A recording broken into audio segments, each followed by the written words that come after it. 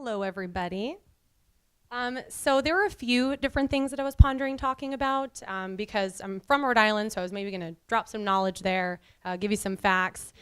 But I also like the stars and like space and stuff, so I was like looking up at the stars. I'm like, how can I maybe combine this? And then I had an epiphany. I'm like, well, this is the week of Halloween, so let's talk about some scary things that have happened in Rhode Island, like some haunted places and some fun haunted things. So is anyone superstitious or believe in any of this, or will I sound like a fool? Anybody? Any believers? Okay. I didn't really... I'm sort of skeptic myself. Nothing's personally ever happened to me, but I am going to share something that has happened to my family, as well as, like I said, a few places I've visited that are kind of creepy. So let's get started. So the General Stanton Inn, this is in Charlestown, Rhode Island. Charlestown is actually a beautiful beach town, and to have this kind of creepy inn, a little bit bizarre. But so I found out it was haunted. I've actually been there multiple times for like Christmas parties. They have a tavern. I've had a few drinks there. But so in 1665, Thomas Stanton was given a plot of land that he named Charlestown. It was actually given to him as a gift from a local Native American tribe. So he was an interpreter of negotiations between this tribe and another Native American tribe over an Indian princess. So this like rival tribe had taken the princess, and Thomas Stanton was the negotiator between the two and the interpreter between them. So they got the Indian princess back and were like, hey, Mr. Stanton, you can have this land. So 2 years later, he built a house on it, and it actually turned into a schoolhouse for local Indian children as well as Stanton's own children. So General Stanton had a son. He actually was like one of Rhode Island's first senators in Congress, and he was a military general. So after the Revolutionary War, they came upon hard times, unfortunately, and they had to make the schoolhouse into an inn because over the years they had built on it. But so to get more money back into the family, they named it General Stanton Inn after their son Joseph. So little backstory there. But so now today, there are some creepy things that happen there. And I actually have a video I'm gonna show you. It's kind of freaky. So people say that one of the most prominent things is they're being tapped on the shoulder. So they'll be, just mingling, and then they feel two taps, turn around, no one's there. It's never really been anything too creepy. It seems like a pretty nice ghost, but not like, no one's like pushing you downstairs or anything like that. So they also hear little girls' voices. So that's another thing that's kind of freaky. But if one of the stories is a worker was working in the attic, I guess that's one of like the hot spots for paranormal activity, one of the General Stanton Inn workers.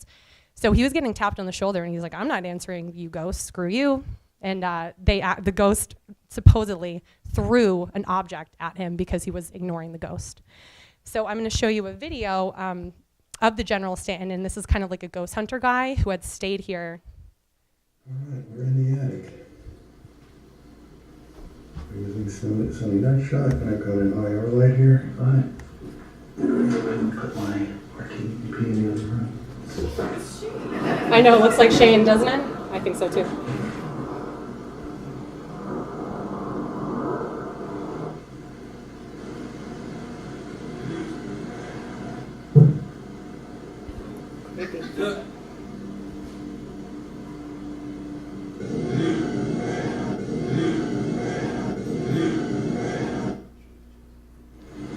Scared yet?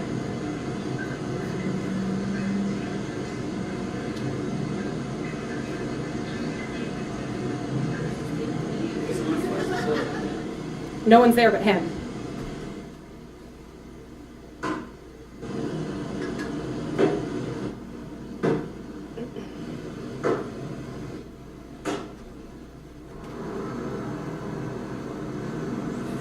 So I'm waiting for something, actually. It's kind of creepy that happens. Take two.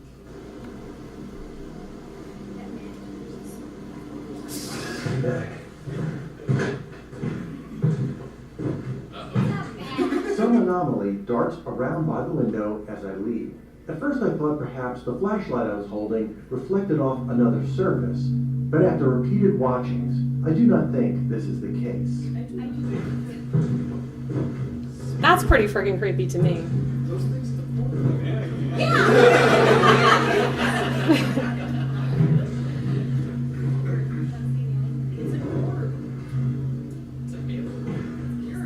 I think the bat was the best idea. Thank you. It has been said that a voice of a little girl has been captured in the attic. This next piece of evidence I captured with my camera audio sent chills down my spine. It appears to be a young girl saying what sounds like, "You're disturbing me," in a sing-song voice. So creepy. He'll enhance it for us because you can hear it.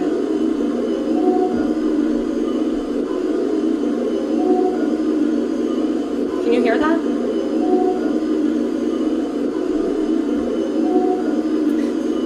This next audio So EVP I'm going to sounds cut like- this. There we go.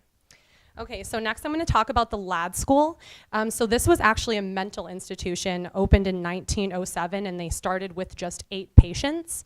But over the years, and actually by 1950, the patient size grew to over 1,000, which for 1950 in Rhode Island, I'm like, that's kind of a lot of crazy people, considering how small we are. So I don't know what that says about me or my state. But so, yeah, so the hospital was immensely overcrowded. So Dr. Joseph Ladd was the only certified doctor on staff. So all of the rest of the people that were working there were either severely unqualified, they had no previous training experience. And so what was happening with this overcrowding is people were, the patients were being given the wrong doses, the wrong prescriptions altogether. They were sleeping in really close quarters. You can kind of see that picture of like what life was like in this mental rehab where you're supposed to go to be better. And they were making it much worse. So patients were actually being beaten very frequently. They were just getting maybe like their teeth ripped out, no sort of pain medication. They actually found a 9-year-old boy that was choked and like just left in a laundry sack, like in the basement of the hospital. So just things like that were pretty creepy, and that was going on within the house or within the hospital.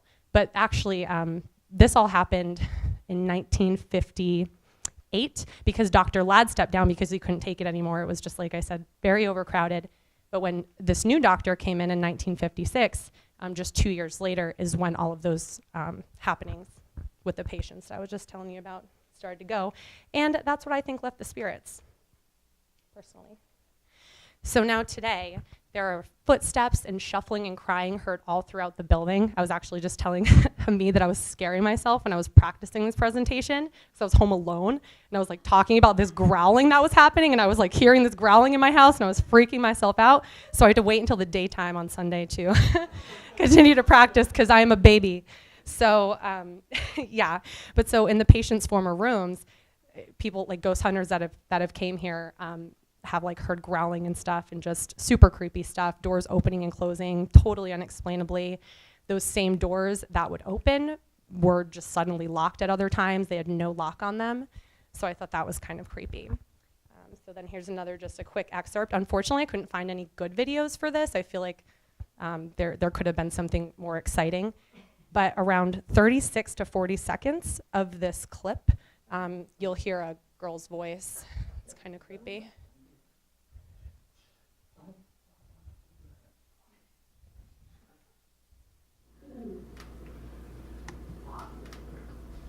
You gonna see how much of a mess it was?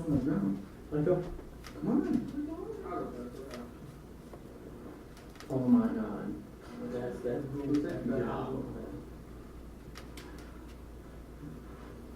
So listen right around 40 seconds. I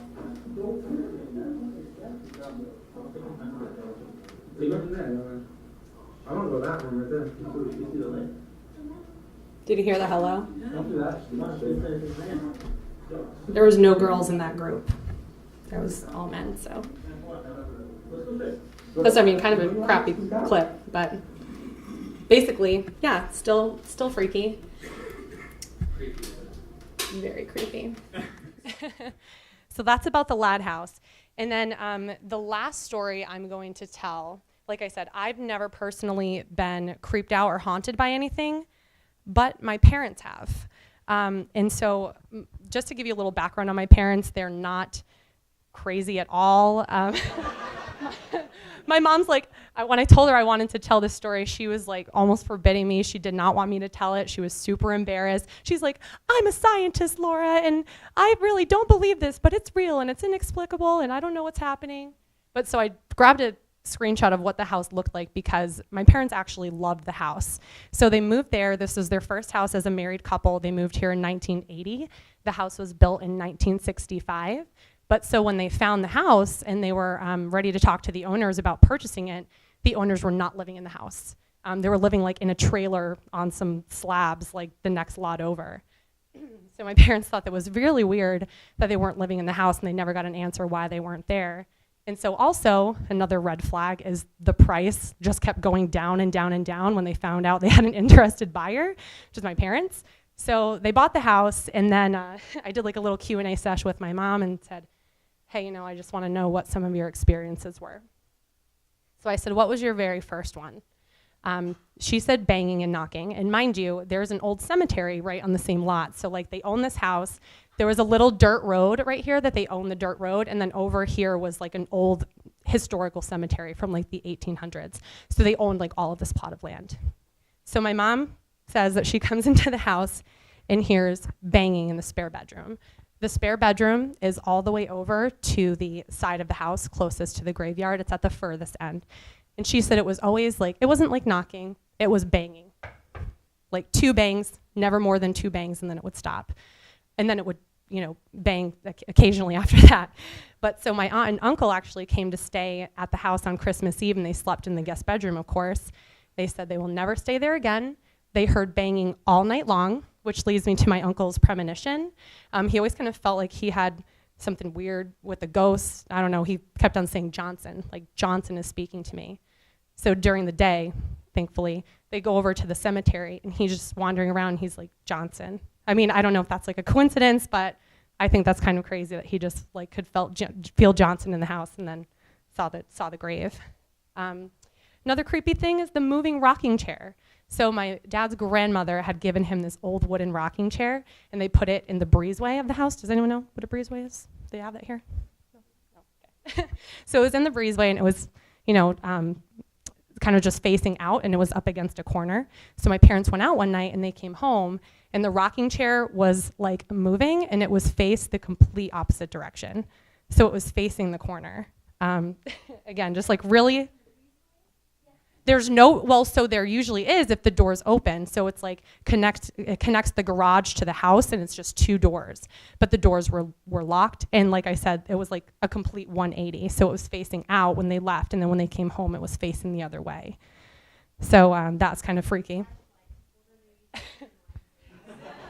Yeah, super scary. And so another crazy story that happened to my dad is he's a contractor, and so like I said, my parents loved this house. They thought it was so beautiful, and in the basement, it was a finished basement. So basically, they said there was like a full bar down there. They had a complete kitchen, a laundry room, and then my dad had all of his tools. Again, in the basement, the room furthest to the house was the workroom with all the tools. So he says he comes home, puts the key in the lock, opens the door, and like literally as he's turning it, he hears bang, crash, boom, downstairs in the basement. But at this point, like my dad's kind of a badass, so he's like, all right, Ghost, I'm getting sick of your shit. What is it now? Like he gets mad. So he goes downstairs, he goes through the laundry room, goes through the kitchen, goes to the bar, goes to open the door, and there's like something protruding the door from being open, from him going in. So he finally gets in, and he had these T-bars. I don't know if any of you know what that is, construction equipment. But he had like these T-bars that were stacked on the opposite wall of the workroom. And the crash he heard, they had been placed like perfectly in a pile right in front of the door. Like just that one object came flying from the other side of the room and like landed in front of the door. And like I have a quote from my dad where he's literally like, I'm skeptical, but seriously, some of this is inexplicable. A lot of things happened and this shit was crazy.